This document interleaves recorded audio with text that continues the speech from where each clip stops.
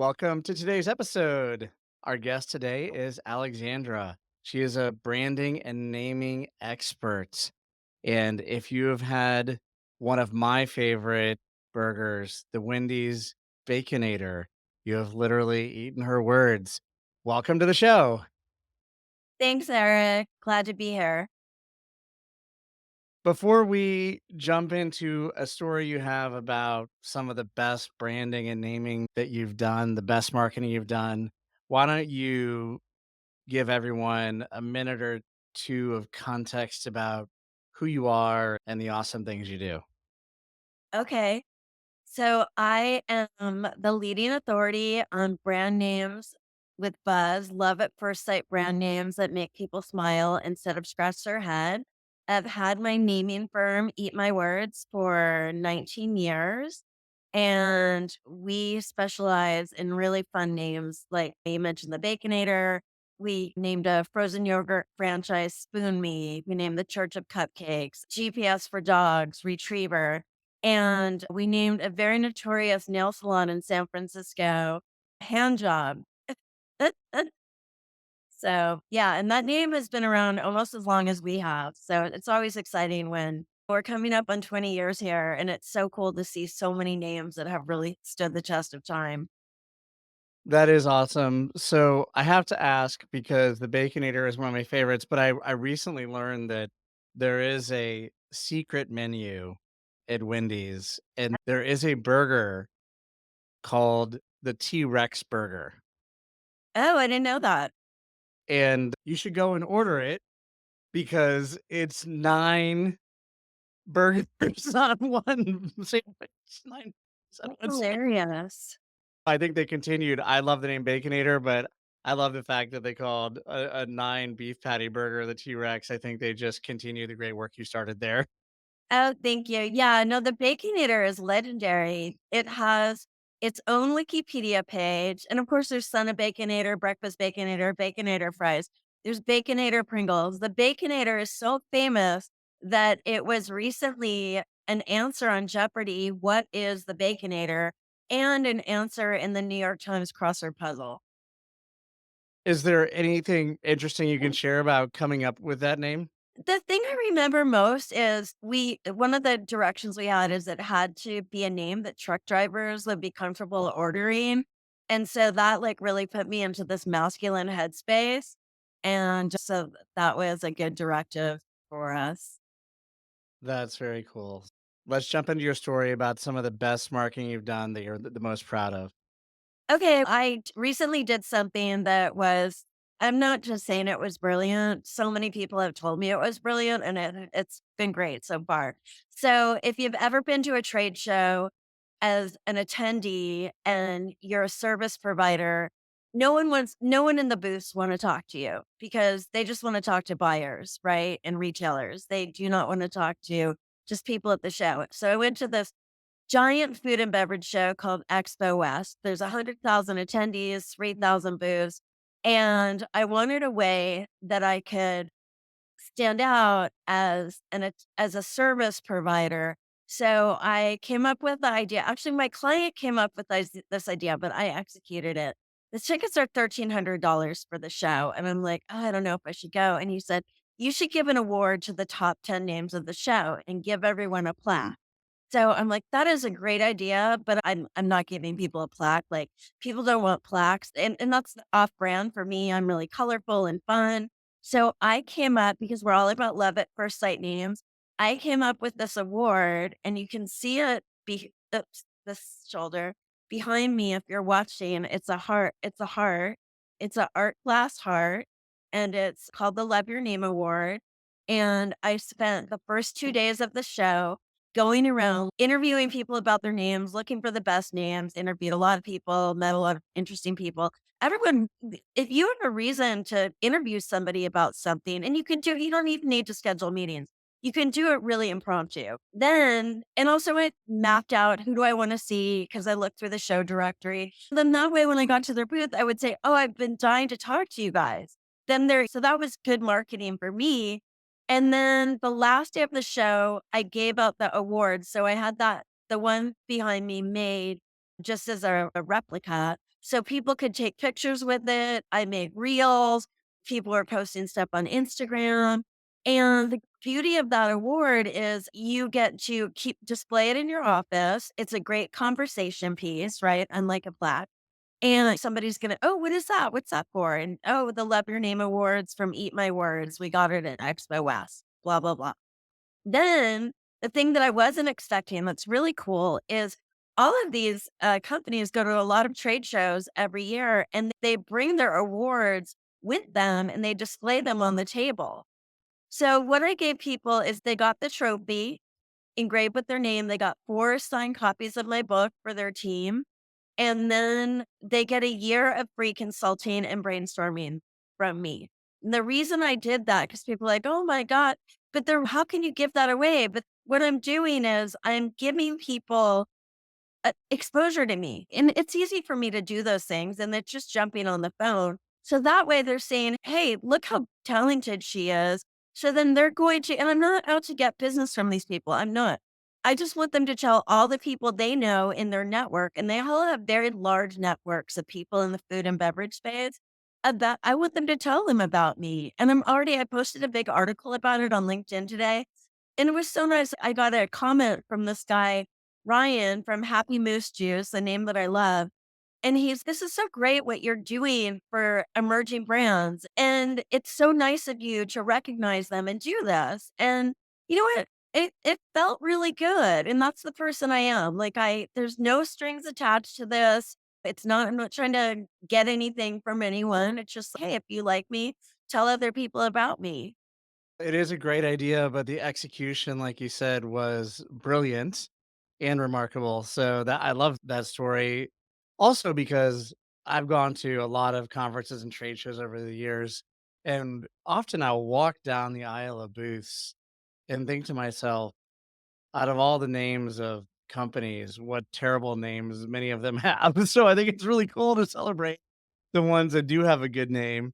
And I'm more in my career been on the B2B side of things. I think on the consumer side, you might have some more fun names, but generally I really struggle with the brand and naming aspect.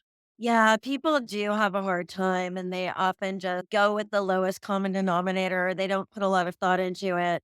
And then they're stuck with that. Look, I've had the name Eat My Words for 19 years. I can tell you, and it is a B2B company. People love that name and it shows how creative we are. It makes a nod to food and beverage, which is our sweet spot.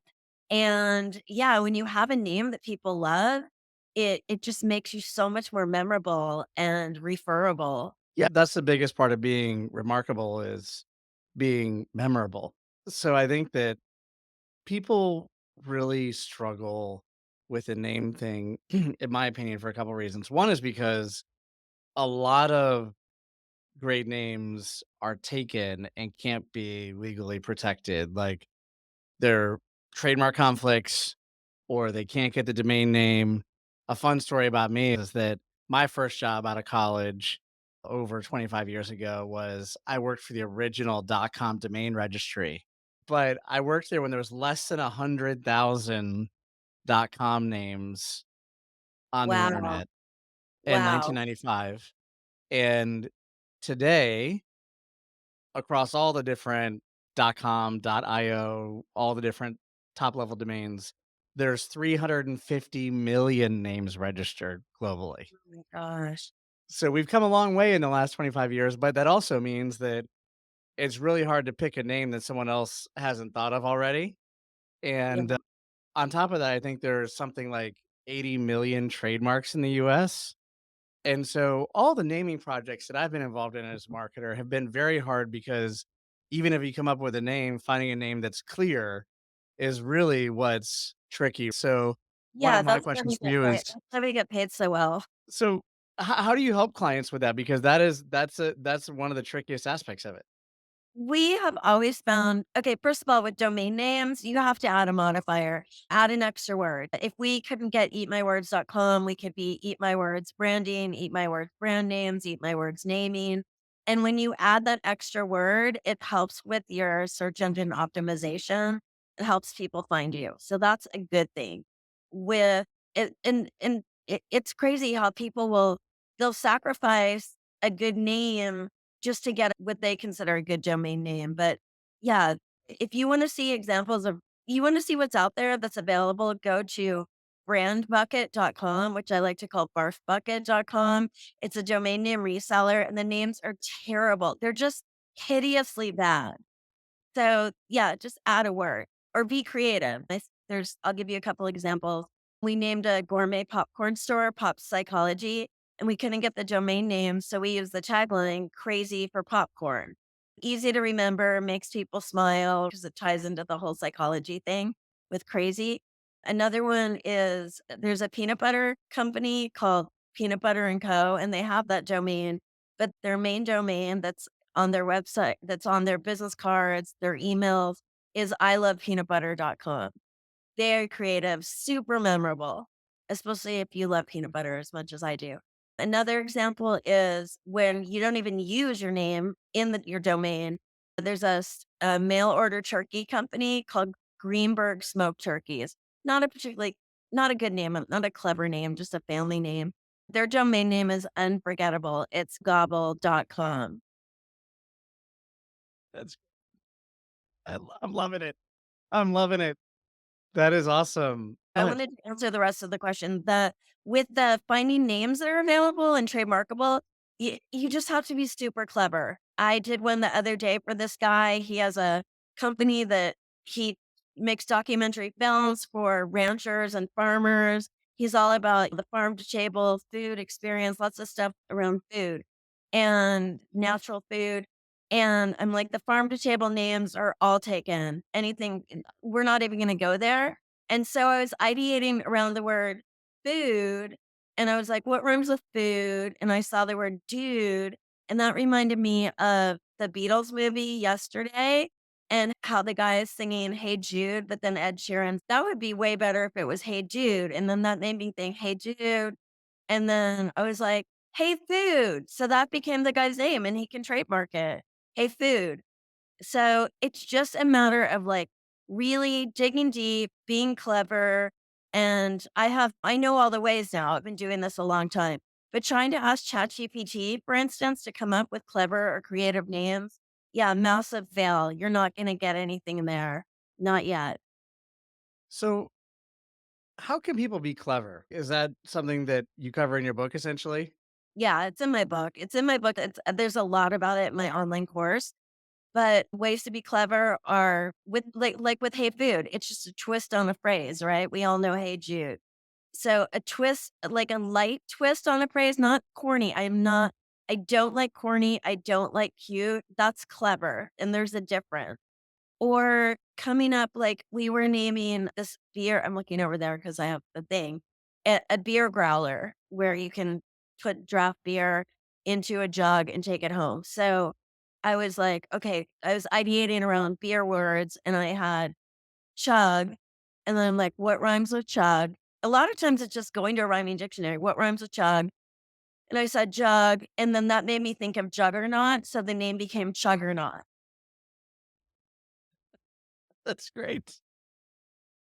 That's actually fantastic. So, how many names have you helped people come up with in the last 20 years? Oh my gosh. We have come up with tens of thousands of names just generating them. But how many have actually gone on an actual brand? 20 a year, maybe.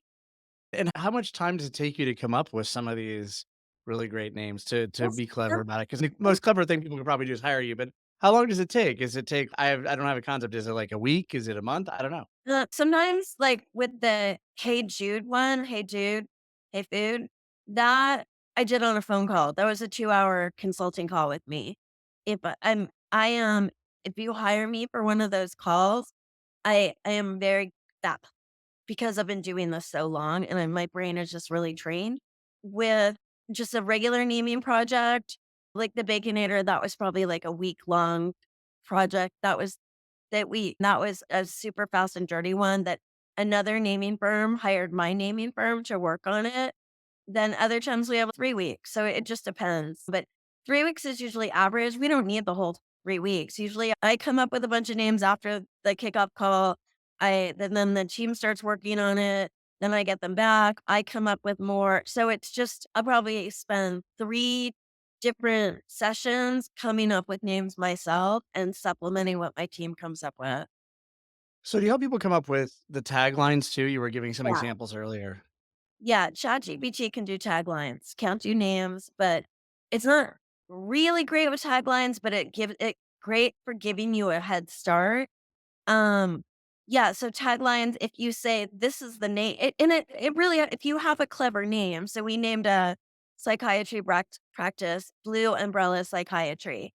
And I asked ChatGPT to suggest taglines, and it came up with helping you weather the storm. That's a sophisticated tagline. It That's good. doesn't always do that, but then sometimes it's just I'm just looking for a word. If it can just suggest words to me, then I can take those and run with it. But yeah, you never want your name in your tagline because that's redundant. You want your tagline to enhance your name. Absolutely. And so what other advice do you give people about choosing a name? We have this test called the Smile and Scratch test, and it's a 12-point name evaluation test to help you determine if your name is strong or weak. And the test is on our website, by the way. Or you can just go to freenametest.com. But yeah, so SMILE is an acronym for when it makes for the 5 qualities that make a name great. It's suggestive, memorable, has imagery, legs, and makes an emotional connection. And SCRATCH is an acronym for the 7 deal breakers. So that is spelling challenge, copycat, restrictive, annoying, tame. For tame, I always say network solutions is my example, by the way. And then cursive knowledge and hard to pronounce. It is network solutions combines two of the most boring words in the English language into one super boring name. Actually, now that you brought this up, I'm gonna have to take 30 seconds to tell the story. So when I worked there, it was actually called Network Solutions Inc. So everyone started calling it, abbreviating it to NSI, right? Oh, The only worst thing than 2 generic words like network solutions was an acronym that no one knew what it meant. But it yeah. gave me a very interesting idea that for something really crazy and profitable I did was later during the dot-com boom, when I moved on to working for a website hosting company, an e-commerce company, I decided that people were abbreviating mofos. So what I did was I registered every 3 and 4 letter .com domain that was available, 36,000 domain names, You did because not. Dude, I why are did. you on a yacht in the Caribbean right now?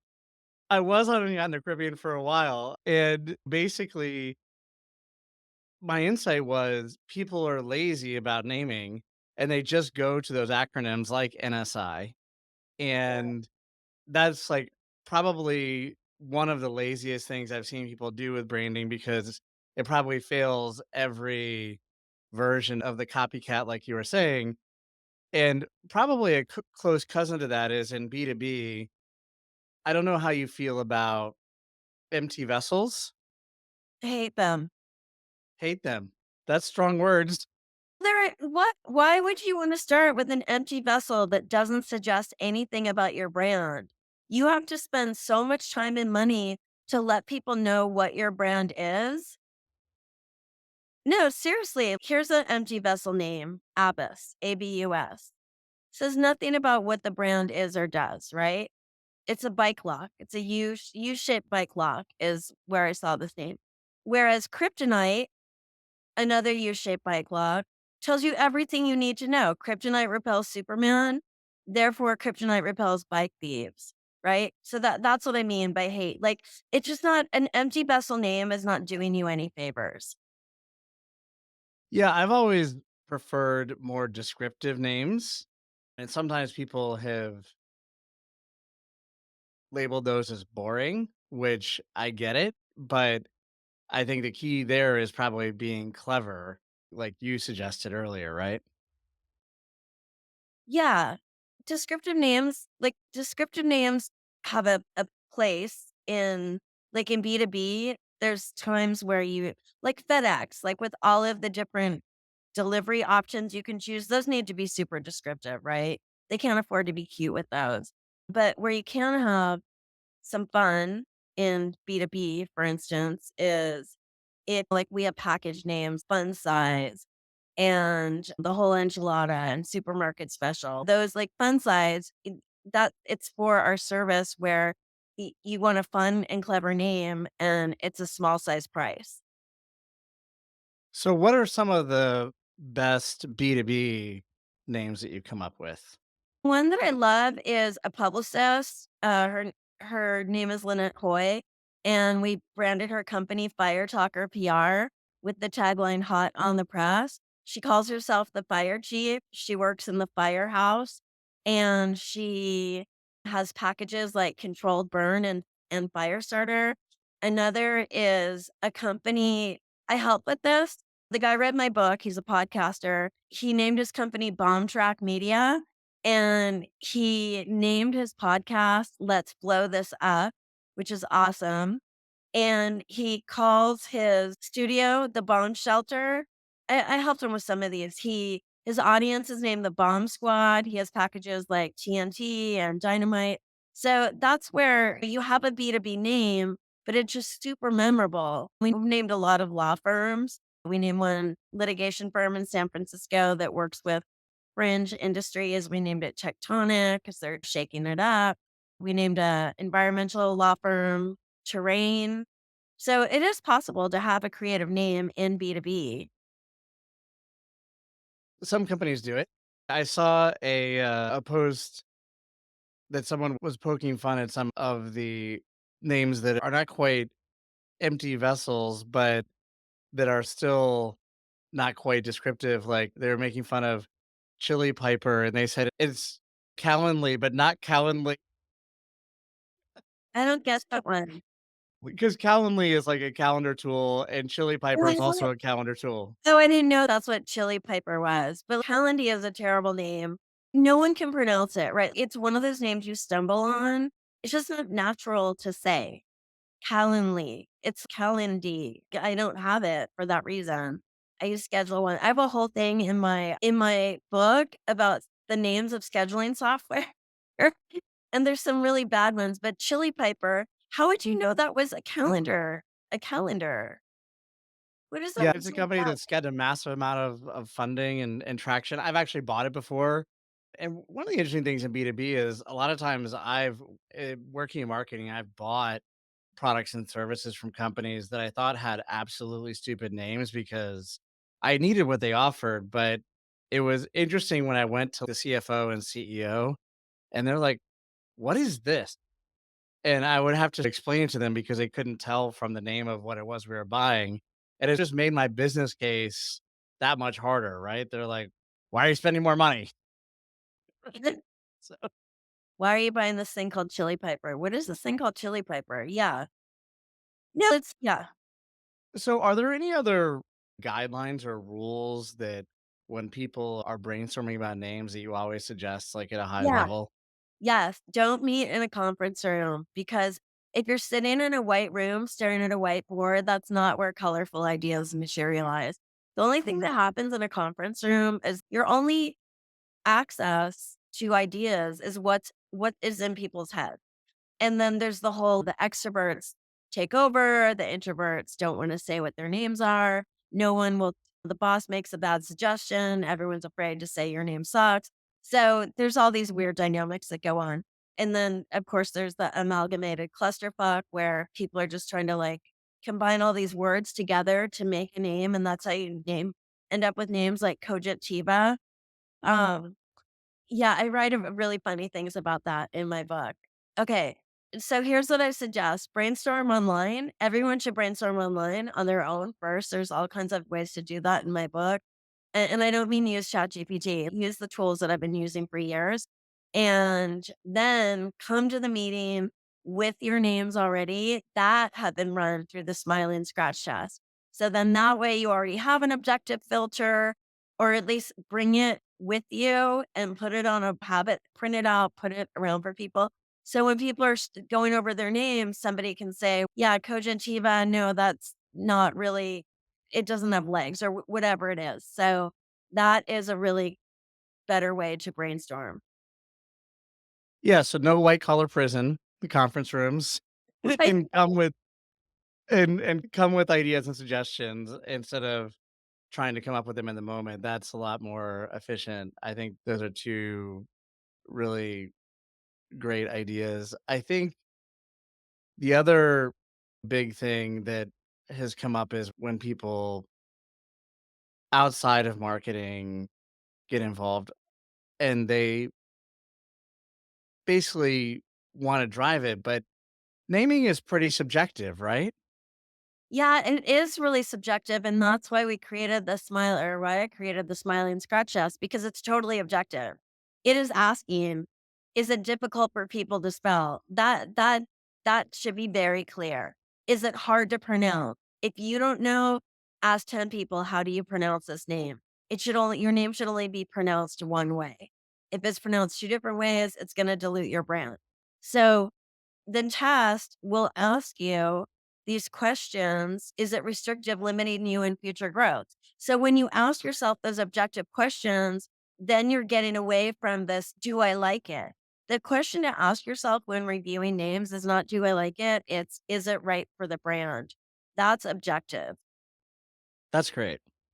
That's really great advice. So, any final thoughts on picking the best brand that you'd like to share? Yeah, don't do a survey monkey. Do you think Richard Branson did a survey monkey asking his mates what they thought of the name Virgin? Like, just don't ask your friends and family. You, like I said, do the objective test, the smile and scratch test, and even running it by your audience. If you insist on doing that, don't say, what do you think of this name? That's an invitation to criticize. Say, which of these names feel the best to you? But be really careful because everybody, like you said, people outside of marketing, everyone considers himself an expert. And people in marketing aren't always experts on names. Very few people are. It's such a specialized field. One more question I feel I have to ask because I've had to fight this battle is how do you, if you come up with a name or even a very short list of 2 or 3 options, do you suggest that people go through a legal clearance process before they start using it to can they get the trademark? Can they get the name? And if there is friction there, how do you deal with that? Yeah, that's a good question. Definitely have your yeah, have a always have a backup option. Our recommendation is always when we're having our name screen that the client pick the cleanest one, the one that already looks like there's no there's not going to be a lot of conflict because when we get into the maybes, it's like, you don't want this to come back to you and have to rebrand. And people, nobody wants to wait 18 months for their names to clear. Like they'd rather just go in, and so far so good. We've never had anybody come back and say, "Oh, you know what? We got rejected by USPTO." We work with really good trademark people, and that's why. Awesome advice. Thank you very much. I'm going to link in the show notes to your book. Everyone should read that to get the full sphere of advice that you have on branding, naming, and coming up with very memorable names. So, thank you for sharing all this with us today. Everyone should share this episode with your friends so they can get these ideas. We really appreciate you being with us today and sharing your story and these ideas. Thanks, Eric. Great to be here.